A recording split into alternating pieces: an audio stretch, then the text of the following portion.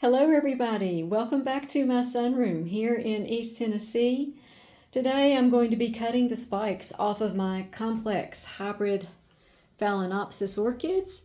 The spikes have been in bloom for many months now, probably for about 5 months now, some of these. So it's definitely time to give them a break from blooming. I used to not cut the spikes off of my complex phals, but I found that they just do better when I cut the spikes all the way back. So I thought I'd kind of take you on my journey with that. I've got 8 of them to do today, believe it or not. I might not show all 8, but I'm going to show you how I do it and go through the entire process so that you will be able to do that successfully. So I'm going to show you some of the ones that I need to cut, and I'll tell you why.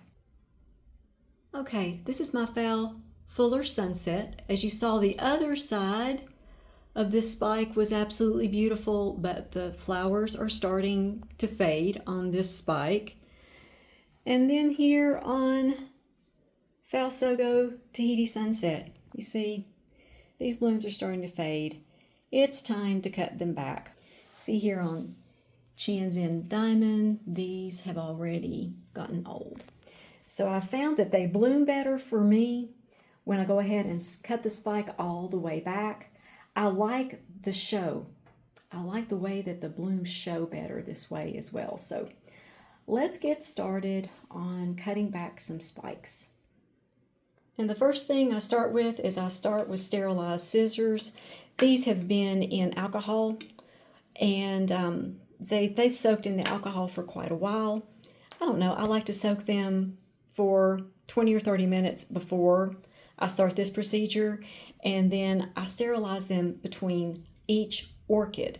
Like if I have 2 spikes on one orchid, I'll do the 2 spikes and then I'll sterilize my scissors again. And then I seal them with just regular school glue.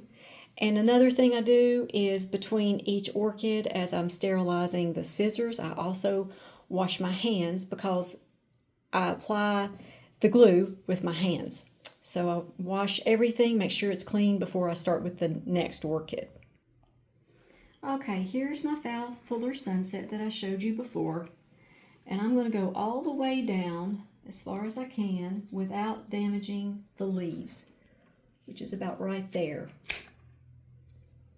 Then I'm going to come over here, do the same thing. Snip both. Now, these 2 spikes still have some flowers. So I'm going to put those in water, and I'll enjoy those in my kitchen for quite some time. So I don't just throw these away. I actually put them in water, remove the spent blooms, and they will be pretty for several more weeks. Okay. Then I'm going to take my Elmer's glue. I've used candle wax for this before. I've used hot glue. This is the easiest thing to do. I seal the cut shut with just regular school glue. And this works perfectly. And it makes a lot less mess than hot glue, and it makes a lot less mess than candle wax. That used to not be fun. I couldn't figure out how else to seal them, so that's what I used. But this is the best thing that I've used so far. Okay, so now what I'm going to do is I'm going to sterilize my scissors. I'm going to wash my hands, and I'll be right back with another cut. Okay, and here's Chin's in Diamond that I showed you before. As you can see, this one's already coming out of bloom. Whoop, there we've got some flowers on the floor. Okay, this one's going to be kind of weird. This is going to, I'm going to have to be careful with this one. All right, make sure that you don't cut into a leaf when you're doing this. And those leaves are, there we go, there's one. This one shouldn't be so bad. There's 2. All right, and like I said, between these 2 orchids, I sterilized my scissors washed my hands. Of course, I had to with all the glue on them. And there's that. Done. See, this one already has new growth. You can kind of tell.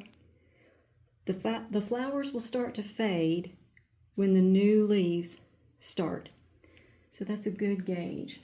And I've got some of these that just stay in bloom all the time. If I don't give them a break between blooming, they will literally never stop blooming, and they will bloom themselves out of existence, if you know what I mean.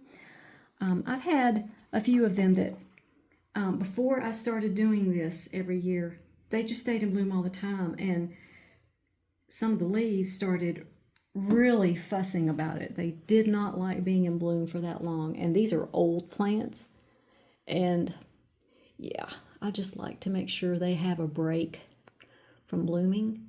There, I've sealed that cut with the glue. Let's go over to the other cut. So several of you asked me if I could film this when I do it. I thought that'll make an interesting hands-on video. Okay, got glue all over myself again. I'm going to go sterilize my scissors again, wash my hands again, and I'm just going to continue to do the rest of these. I have like 5 or 6 more to do.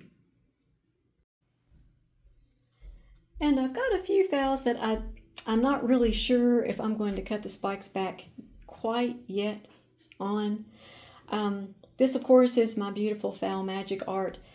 I probably need to go ahead and cut this spike. I'm not going to do that with you all because I'll be able to hear you all say, ouch, once the spike is cut. But this one is one that will stay in bloom almost nonstop if I don't cut the spike back. And I need to get some foliage on this plant. She is down to 8 leaves. I let her bloom almost an entire year and a half, and she lost a few leaves. It just keeps them in just active blooming mode, and then the leaves just don't grow as well. So that's the reason why I want to go ahead and get these spikes off now. And already some of my complex hybrids that bloom early, this one has a lot of Phal Shirleyana in her, you can tell. This is my Phal Purple Dust. She blooms in the summer, and look at this spike. She's spiked out everywhere, branched everywhere. So she's going to be blooming, and also Phal Marianne. Phal Marianne has got the longest spike I've ever seen on her. If I don't cut back these spikes every year, I don't have room to put this plant because the spikes just go everywhere. So I cut the spikes off of her the last few years, and she rewarded me with a basil cake. Yay. And so I'm going to have these to enjoy really, really soon.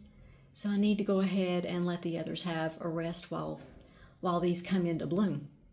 And I want to thank you all so much for watching. You all are my orchid family, and I appreciate you all so much.